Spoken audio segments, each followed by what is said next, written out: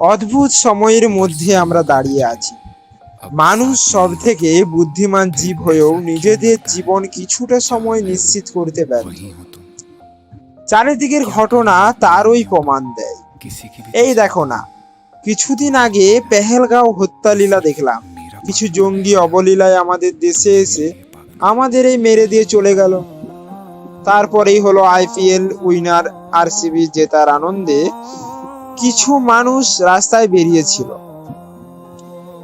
আনন্দে। তাদের মধ্যেও কিছু মানুষ পদপিষ্ট হয়ে মারা গেল। তারপরে এই একটি ঘটনা, প্লেন দুর্ঘটনা। 241 জনের যাত্রীবাহী প্লেন পড়ে গেল একটি ডাক্তার পড়ুয়াদের হোস্টেলে। তাতে কত মানুষেরই না মৃত্যু হলো।